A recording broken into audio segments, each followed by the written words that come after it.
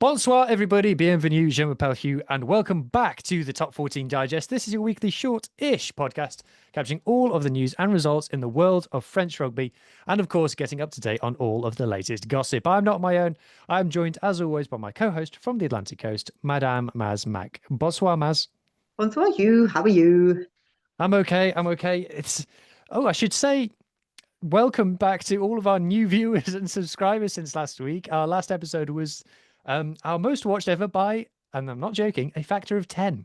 So, hello, everybody. We're going to be reviewing all of France's autumn games. And then when the autumn internationals are finished, we're going to be talking about the top 14 as well. So if you like the sound of that, do please stick around. Leave us your thoughts in the comments below. We're going to be having a ticket giveaway for a Bordeaux game later in the show. So stick around for that. And yeah, it's just been mental. I did mean to go through the comments of the last pods, Maz, and get some of the lovely comments that we were left by people. But unfortunately, I've had about 400 comments on my YouTube channel over the last week, so I haven't really gotten around to it yet. Yeah, thank you, everybody who left comments and positive feedback and everything like that. Yeah, really good. Thank you. Thank you. Yes. Thank you all. Thank you. Right, let's talk about the game. So what was special about this game, Maz, between France and Fiji, the second round of the November series, was that you were there in person. Tell us about your day out in Bordeaux. I was indeed, myself and Mr. Mac, we went down to Bordeaux for the game. It was a beautiful day in Bordeaux. It was like 22 degrees and everybody was all out in shorts and T-shirts, things like that. Not that you would think that when you see the rain that came down during the game. It was in Matmut Atlantic, the big stadium just on the outskirts of Bordeaux. And it was quite a spectacle before the game with lights, cameras, actions. Wow. I shall see if I can find the clip. Keep talking. Yeah, absolutely fantastic light show. All the usual DJ people singing, dancing around, things like that.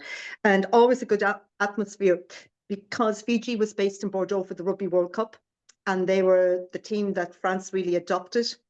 So anytime the Fiji was playing, France were supporting them. So there was a really good atmosphere between the two sets of fans and everybody hugging each other and clapping each other on the back and things like that. It was a really, really good atmosphere. Yeah, absolutely loved it. Yeah, it's yeah, I was quite amazed. I hadn't seen it lit up like that before. It's been a while since I've been at a night game there in Atlantic. So yeah, they put out all the stops for that one. It's incredible production. Only French rugby does it like this. It's amazing. When I went to, sorry, for those listening on audio on YouTube, we're watching the fireworks displaying things, and even the video of it several days later is pretty amazing. But yeah, when I went to Marseille to see Toulon versus Toulouse, I was blown away by that production, and obviously for international matches, it just goes up. Yes, another level. And of course, you were hobnobbing with all your Fijian friends. Yes, I met a few ex-players before the game, and then I always have my group of people that I only meet them probably about once a year or once every 18 months. They play in France, so yeah, there was a few rum and cokes after the game, you know. Of course, naturally. Yeah. Things had to be discussed, you know, the way it is. So no, it's always good. Yeah, always a good catch up. Yeah. Yeah, just catching up on the gossip professionally for the show, of course, Maz. Of course, yes, it was all done. Yeah, with the content in mind. So let's talk about the game itself. So we'll get into kind of the dissecting the finer points of it in a minute. So it was 34 points to 21 was the final score, and the kind of feeling, well, you tell me what the kind of feeling has been in the French press as a starting point since the full-time whistle of this game. Well, it hasn't been great. What was Midi Olympic, I think, had the headline on Monday of a weak position or situation, a weak situation to be in.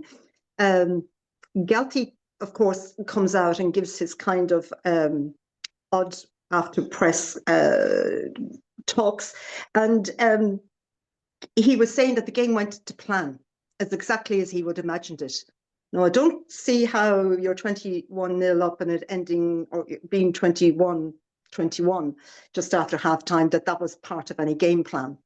So he's saying that the media are asking too many difficult questions. He's saying that the public is too harsh on the team. I noticed for the first time, Shaun Edwards is getting some stick. And that's the first time I've really seen his name come up, especially because the defence hasn't been great. There's a lot of talk again in the media about this kind of weakness of mind that they seem to have. Yeah. Gosh, that's something that we're used to hearing from. Yeah. That's something that we're used to hearing from kind of opposition fans who don't like France. But actually, to be fair, when I did my deep dive on French rugby a couple of weeks back, that did quite well. A lot of people watched that from France, and there was a lot of comments from French fans. Because in that video I was praising France and talking about how fantastic their players are and their strategies and things. And a lot of French fans were commenting on it, saying it means nothing. We haven't won. We haven't achieved what we should have. We're underachievers, etc., etc. I thought, oh, that's a bit much, isn't it? But it's this underlying feeling that I'm picking up of dissatisfaction with this French team at the moment. Yeah, there is. And we've talked about it before that Galti he's there till 27. And they weren't convincing. It was what a lot of people were saying, that it was a win. It was a win without any imagination. It was a very lackluster win. It stopped the rot of, they already had lost 4 games in a row, but there was no conviction in the win. That's basically what they were saying. Some of it too, to be fair, was a bit harsh against Fiji. I don't know whether they thought that they were going to beat Fiji by 50 points. I don't know where some of it is coming from, because as we talked about, Fiji, they're 8th in the world at the moment, so they're up there, and things could have gone differently. France were always going to win the game, in my opinion, anyway. But yeah, it's this kind of, there's no imagination in the team. There's no real leaders. It's very lackluster. They're just getting through it. And it's not, yeah, it's all very negative. What was the vibe like in the stands? Were people around you getting frustrated? Yeah. And at one stage, as I say, they only sing when they're winning. It's very, for the first 20 minutes, half an hour, until Fiji scored the first try. And even then, they were all singing and going. They have in the stands, and he was actually quite near us. Lucky he wasn't near enough, because I was ready to. They have these animators. They're the kind of people who stand up and get the crowd singing. And he was about a block across from us, and he stood up and he was trying to get the whole crowd up to do a Mexican wave. And the Mexican wave, believe it or not, kind of finished out after about 2 or 3 blocks, and he started again. They love a Mexican wave in France. Yeah. But it was all this kind of thing. You'd have the animator getting up in the middle of the crowd and trying to get them to sing. But from it went to 21 all, that crowd was quiet, and they weren't getting behind their team until they had the 2 penalties, and then they kind of got into it again. But that's very French. That's not just the international team. That can happen a lot at club level as well. So, yeah, I think for me, reviewing this game, and I'll bring up some kind of stats, there's some bit of window dressing, might talk about them a little bit. To be honest, Maz, I'm just going to be open and honest with everybody. The stats from this game aren't that fascinating. I'm just going to let everybody know that.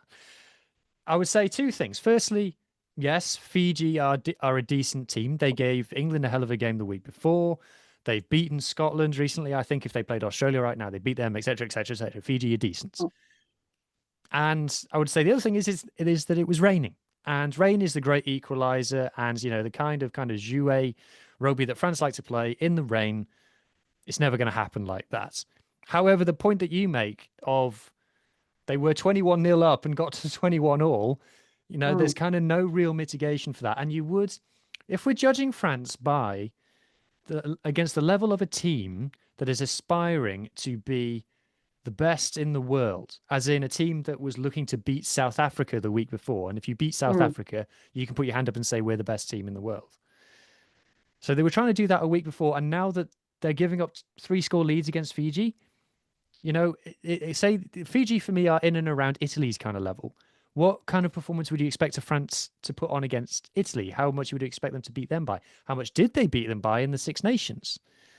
And So this kind of performance, this kind of scoreline, for me, in my opinion, isn't befitting for a team that is looking to be in the conversation for the best team in the world. Now, I think, look, we learned last week that they're not the best team in the world, but if I look at the stats, look, tries 4-3, so close-ish. I think Fiji dominated possession. So Fiji had 56% possession, 51% territory. I don't read too much into that. France like to play without the ball. Mm. Scrum obviously was France only had one scrum in the whole game. That was a stat I actually made a note of. France had one scrum put in the whole game. That is weird, especially in those conditions. Only Yeah. 6 scrums in the whole match. A lot of lineouts. Fiji's lineout percentage, that's something they got to fix up. 69%. I think that's 5 lineouts lost. You're not going to win rugby matches with a No. stat like that. That was a bit of a shame. Attack, like I said, Fiji, way more passes, way more carries, nearly double the carries. Like the stats aren't that fascinating. Kind of the only one that jumped out to me was the scrum on, but also France only kicked 25 times, and we're kind of used to seeing France kick well over 30 times. I can show you Bordeaux games where they kick over 40 times Mm. regularly. Yeah. That was a bit weird.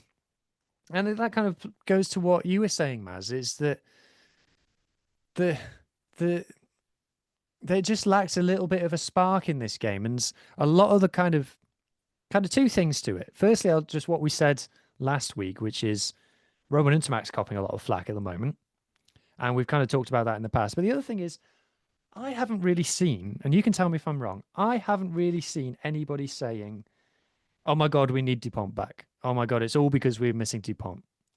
Am I wrong there? Um, they are saying it a little bit. They are saying that there's no real leader, which is a bit unfair on Aldred and Charles Olivier because they're very much leaders on the pitch. But they are, and another thing I was reading today about Ntamack was that he only plays well when Dupont is around him. I mean, that's he is copying it a bit too, and you can't rely on one player though. You really can't. I mean, players get injured, things happen. Hope not. He could be injured for the next Six Nations. You don't know. It's the way things work out. But I think the reliance on him is too much. It really is. Mm. But Sticking on scrum halves, though, obviously in Bordeaux, Maxime Lucu seemed to get a big clap every time he did anything. yeah, he did. Some of the things that he did weren't great either, in fairness. But yeah, he did, and he got a standing ovation when he came off. But the Charnier himself and Ntamack, they weren't that good, were they? It wasn't. No, and everyone's. I think Ramos is starting to get a little bit more recognition now of just how important he is to that team in terms of kind of he does a lot of things on behalf of Untermag. Let's put it that way. Yeah, I think one. Let's talk about who did play well. Okay, yeah. so we're not, as you can see, I'm wearing my France stuff. We're not France haters on this pod, but we're just Oh holding them to a no. high standard, Yeah. and we love a lot of the players. So let's talk about some of the players that we love. So again, it's a bit of a thing about the people are saying that this is on Galtier, is that the best players in this game were the players that he left out last week, such as Gregory Aldry had a good game, made a lot of Yep. meters, obviously captain the team. It's weird that he goes from not in the team to captaining it the next week. That's odd. So guilty. So Charles guilty. Olivon, who I know is one of your favorites, has been getting a Yeah. lot of rave reviews after this one. Yeah. He had an excellent game, didn't he? And he scored a great try. And yeah, I love him. He was excellent. He was outstanding. He was probably the best player on the pitch, in my opinion. I know there was a few others that people were saying. Genlo had a great game as well. Jegu, but yeah, no, I was very happy with Olivier. Yeah. Yeah, I think he got official player of the match, playing in the second row, Yeah. which I don't know. I think that's a bit odd. It's weird that Galtier is playing a lock at number 8 in Guillard, but then a number 8 at lock in Olivon. It's just Okay. starting to get a bit too French, Exactly. You just don't know what he's going to do next, do you? But But then another guy I want to talk about is this guy. ah, Deporter have you seen this? Have you seen him putting Tuisaover on his back? yeah, I know. I can't believe that. I'd be putting that into the scrapbook, Nicola, Yeah. because I don't think it's going to happen very often. Telling your grandkids about that for sure. Or next time that UBB and Racing play, yeah, Do Us Over will be looking for payback on that. But it's a player that we are massive fans of, Dupont. We've been crying out for him to get an opportunity. And I have to Mm. say, Maz, I think he took it with both hands. Yeah, scored a double. You can't ask for any more than that. And it was his try. What was that in his second try? The 67th minute, something like that, wasn't it? Late on. Yeah. Oh, it was more than seven. Yeah, that really put the distance between them, because up until that, it was when it was 21 each. Fiji in discipline again got to them, and Ramos kicked over 2 penalties. And 73rd minute, Deporter scored his try. So put a bit of air between them. So yeah, 18 minutes, 43 meters, 8 out of 10 tackles, which is good for an outside centre. 6 carries, 6 passes, 4 defenders beaten, which is the most of anybody. 2 tries, which of course was the most of anybody, and a line break, and 0 defenders beaten. And with the injuries in the France team, in the centres, I think both Gaetan and Barassi went off injured in this game. It looks like he's going to get another go, and it's not a moment too soon, in my opinion, Maz. Yeah, because Barassi went off protocol commotion, didn't come back on. Gaetan, who replaced him, went off for the same about 15 minutes later. And Jago actually played centre, and Boudin came in and replaced him in the back. But yeah, people were trying to figure out what the makeup of it was. So That's that's what interesting. happened. You mentioned about Fiji's discipline, which brings me on to their yellow card for one of your former favourites, who you haven't liked so much. I can't decide whether it's since he signed for Racing or he got his haircut. Ravutu Manda got a yellow card. I had to say, Maz, one of the most ridiculous yellow cards I've ever seen. There were so many yellow cards given this weekend, and for me, he was stood there. One of his teammates tackled a French bloke, turned him. The French bloke crashes into him, and he gets a yellow card. And the referee sends it for an off-field bunker review. And I reckon that the bunker man must have just looked at it and gone, "He hasn't done anything wrong here, boys. Just send him back on the pitch." Yeah, I don't know where he could have gone. He could have. I mean, where He can't was disappear. It was exactly like that. And a lot of French people said, from reading things on forums and things like that, that it was a bit ridiculous as well. So when the French are saying it, it was like, yeah. But he scored a lovely try, to be fair to him, to make up for. Yeah, it was a gorgeous try, wasn't it? Overshadowed again, though, by Waningolo's unbelievable finish. Probably the best finisher in the world at the moment, Waningolo. Yeah. Unreal. Which brings us on to, Maz, the most important part of the show, your Fijian of the week. Actually watching Fiji in person in this game. So who are you giving it to? I am really struggling, not because I can't pick one. I have too many to pick from. I want to mention, because I was going to give it to him last week and I didn't. Tex has had a fantastic 2 games. He really has. He played most of that game. He only came off in the 75th minute or something like that. I can't remember, what did he have? He won all of his collisions, apparently. He only gave away 1 penalty. He had 2 or 3 turnovers, so he had an excellent game. The other one that I also want to mention that played excellent against England as well, is the little scrum half, Semi Curvoli. He was, again, I think he's class. Isn't he? Yeah. And he took over the kicking from Muntz, who wasn't great. So they were the 2. But I can't believe I'm saying that. My Fijian of the week, because he had huge boots to fill, an outside centre, Calavetti Rovavo, because I thought, I know. Because in fairness, I don't get to see much of him because he plays at Bristol, and I don't get to see the English games here. So I really didn't know much about him. And I was going, oh God, he's an outside replacing my outside centre. But he had a great game. He scored a fabulous try. The one where Luku had a little meeting with the posts. Oh, yeah, that was funny. That was fun, wasn't it? And his defence, he was really good. I'm really impressed. So that's my Fijian of the week.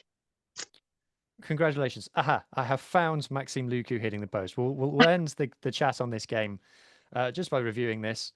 Maz, you and I both adore Maxime Lucu. He is Yeah, possibly my favorite player, not just in France, but full stop. But even I have to admit that that's comedy gold. it is, isn't it? That's going to be a GIF and a meme forever, that, isn't it? That's just going to keep going, doing the rounds. Yeah, Oh, definitely. poor guy. Definitely. Okay, right. Before we go to the break, it's the aforementioned ticket giveaway. So we have got one ticket to give away for UBB versus the Scarlets in the Champions Cup on the 14th, I think, of December.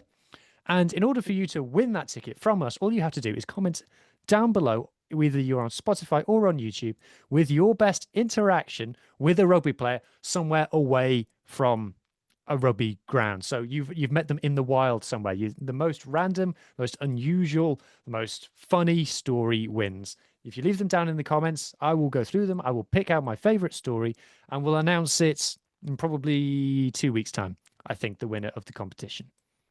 So, I had oh, I go on. had an interaction. I have meant to tell you this is quite funny because in Atlantic, the beer queues and the food queues and everything is just horrific.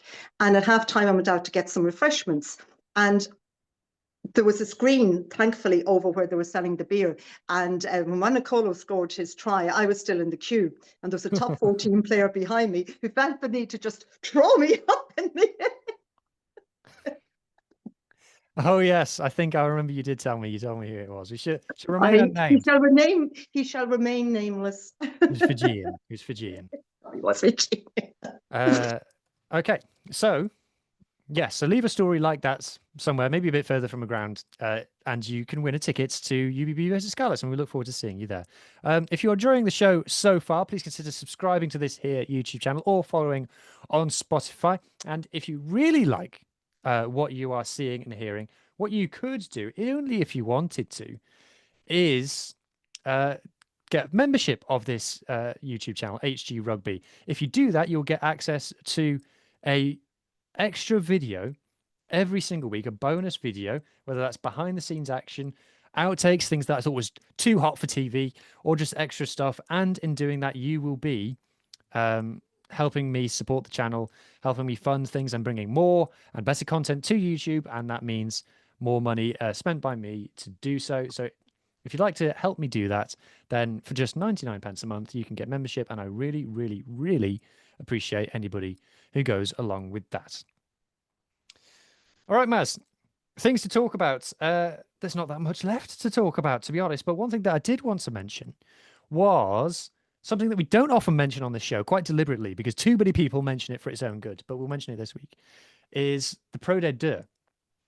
On Sunday, Maz, there was a big game between Vannes and Grenoble. And what was the story with this one? What made this one so special? The fact that it was a Sunday night for a start off, which is normally a top 14's headline night, and it was played in the soccer ground in Rennes with over 29, almost 30,000 people at it. And again, it was another spectacle with all the lights, cameras, action. Yeah, it looked fantastic. It really did. And two big hitters, Van and Grenoble, both would have their sights on going up to the top 14's next year. So it was a big, big, big game. Absolutely remarkable. I do hope that they do this again because I'd love to go to it. Obviously, it's not that far for me being in the UK. Hopefully, they'll be in the top 14 next time they do it. I make no secret of the fact that Van are my favorite Pro de Deux side. I've made a documentary. If you search HG Rugby Van, RC Van on YouTube, it will come up. Something that I made a long time ago. So even if I do say myself, my video making has come a long way since then. So don't judge me too harshly. But yeah, what a spectacle, as you say, Maz, to go to, and I would absolutely love to experience it. And like I said, hopefully in the top 14. But getting tickets to it can't be easy because apparently it's sold out in like an hour, something mad. Yeah, because their ground is about 14,000, something like that, I think. So it's sold out straight away. Yeah, so Crikey, crikey, crikey, crikey. Okay, and then yeah, well, I think we're on to top 14 predictions. So next week is going to be a hell of a week, Maz, because oh, by the way, Van won. By the way, they beat Grenoble. It's a double week next week, Maz. Top 14 and France playing. Now we'll preview France versus Australia right at the end of the show, so stick around. But now let's just get the predictions out of the way. So round 10 of the top 14 and full round of fixtures, starting with on Friday night, which I guess is to avoid clashes with France playing Australia. Yeah. UBB versus Po. Ooh, that's actually quite an interesting game. Po will probably have more of their first line players available, but UBB at home, how are you feeling? I'm feeling quite confident, and I believe there's a certain fly halfback as well for that game. So Jalibert is back. And yeah, no, I think UBB will win that. And I can't get to it because it's a Friday night game. If it was a Saturday night game, I would have gone to that, but can't go on a Friday Are you night. telling me that Mathieu Jalibert was injured exactly the right amount of time to excuse Fabien Galtier from not selecting him, and then for the next Bordeaux game, he is straight back and fit and firing for action? I would honestly be very surprised if Mathieu Jalibert is ever selected by Galtier again. I think you might be right. Actually, part of me thinks that it's Jalibert does not want to be selected by Galtier ever again. But enough of that. Enough of that. Okay, so you're going for UBB. Yes. Yeah, me too, probably. Lyon versus Clermont. No idea. Oh. I'm going to go Clermont. Okay. Yeah, I can see that. Lyon are in a bit of a dip at the moment. Yes, I can see that. La Rochelle versus Castres. Two coastal towns. La Rochelle home. La Rochelle's season hasn't actually been that great. No. They're missing a lot of their players as well, and their injuries, but they're going to be too strong for Castres. Yeah, I agree. Yeah. Racing versus Bayonne. Bayonne don't really rock up away from home. Racing's home form has actually been quite good. Yeah, Racing. Yeah, Perpignan versus Montpellier. Oh, God. This is going to be spicy. These are got to be two of the most spiciest set of fans in the top 14. They really do not like each other at all. I really don't know about this one. I really don't know. Sat bottom of the table with 1 point. Yeah. Their new coaching team and things like that. I still think Montpellier might win that though, but it's going to be spicy. I'm going to go Perpignan for the new coach bounce. That's what I think is going to happen. That's what I think is going to happen. Okay, next one. I can't remember. It is Montauban versus Toulouse. Oh dear, Toulouse. And that's a derby. Montauban is not that far away from Toulouse. It's less than an hour. So it's a kind of, it's a derby for them, but it will be Toulouse win. Yep. Stade Francais versus Toulon on the Sunday night. Yeah, that's a pretty interesting game. That's a pretty interesting game. Yeah. I think Stade will win that. I think Stade will win that as well. Yeah. So we're in agreement. Do you know that if you play a Sunday night game, each team gets €100,000? I think you told me that before, yeah. Yeah. And it's quite interesting when you see how many teams who've played so far. I feel like Toulouse only play on Sunday nights. I mean, they're not this week. They're only playing Montauban. Sorry, Montauban. Yeah. But you know what I mean? Like, I feel like it's always either Toulouse or Toulon is one of the two. Exactly. They're both on 4. So they both, Yeah. So there you go. Well, there you do go. Okay, right.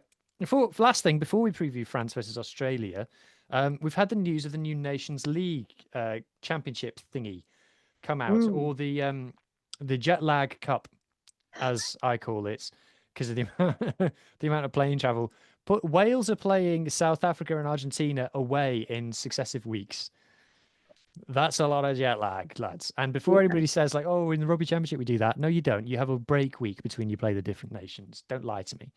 But the thing from the French point of view, Maz, is that France are kicking off their summer next season against, guess who? New Zealand.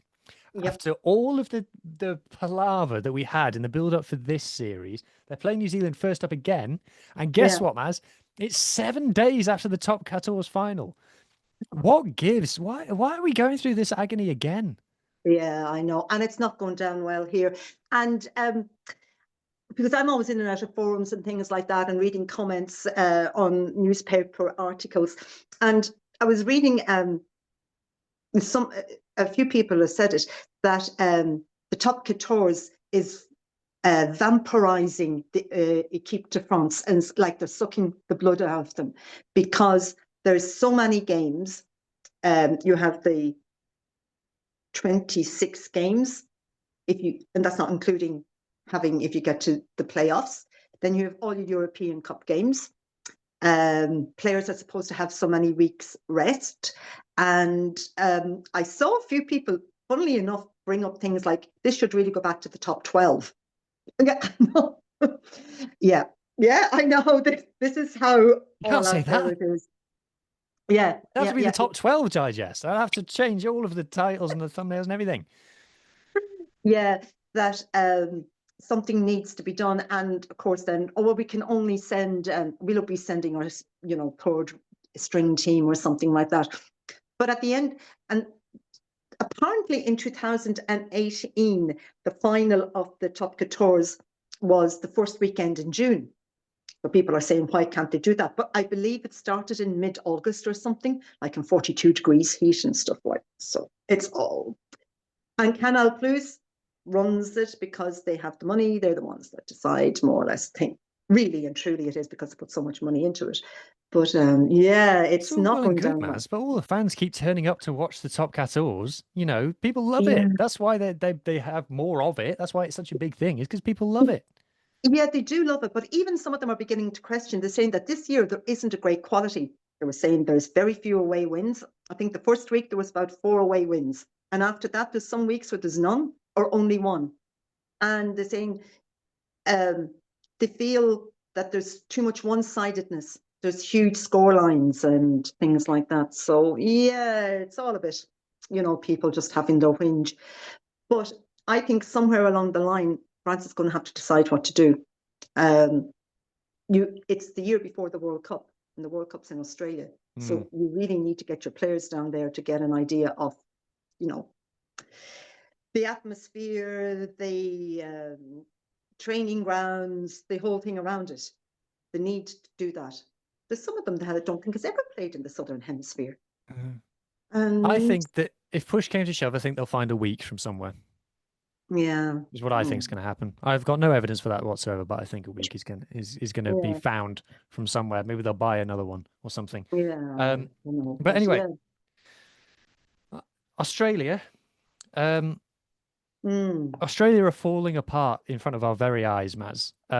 Thrashed by Ireland the week, lost to Italy the week before that, struggled against Japan. I'm a Wales fan. Talk to me about that. Well beaten by New Zealand twice. Managed to steal a win as a miracle against Argentina. What I'm asking myself, what do France need to do in this game to show that they are not declining? Because that's the narrative around France at the moment, is that they're declining and that they've gone backwards since the Six Nations. And like you said, 4 losses in a row, struggled past Fiji, etc., etc. And I think for me, they need to just absolutely thrash Australia in this game in order to make a statement. They need to match or better what Ireland did. I really think that Australia are cooked. I really think that they're done. The season's too long. The season's too hard. They've got too many injuries. Joe Schmidt is on his way out, et cetera, et cetera. So it should be a comfortable win. And I think it needs to be nudging 50, really, to make a statement in this game for France. I don't know. Am I being unfair? No, I totally agree with you. And I was reading some of their big names are back. Flamand is back, and Miafo is supposedly back as well. They're talking about that he's not going to make too many changes, as in bringing in new players to give them new experience. He's going to stay with the tried and tested. Even Fiku is supposed to be back in, but I suppose that would, because of the injuries that's there as well. So, yeah, I think they really should win, as you say, by like an Ireland scoreline, because poor Australia, oh man, it's just terrible, isn't it? Oh yeah, it's they've gone backwards significantly. So I Mm, think France need to put up an eye-raising scoreline in order to make a yeah. statement to the world that they're back. That was the other thing about the Fiji game, Maz. It's not like they put out a rotated team. That was the strongest team France could put out against Fiji, Mm, yeah. and they, Yeah. that was the scoreline that they came up with. I do think people Yeah. underrate Fiji, to be fair to them. So. So yeah, they do. And I know France have a lot of injuries and they keep reminding us about that. But still, that yeah, should have been a bit more convincing than it was. Anyway, that brings us to the end of the show. Thank you so much to everybody for listening. Remember, either subscribe or follow on Spotify. Leave your player stories down in the comments. If you want to support the channel even more, get membership for just 99 pence a month, exclusive videos every single week. And that just leaves me to say merci beaucoup, Madame Maz. I think we see you. Merci to everybody for watching/listening. Enjoy your rugby, and I hope that everybody's team wins. Bye bye. Bye.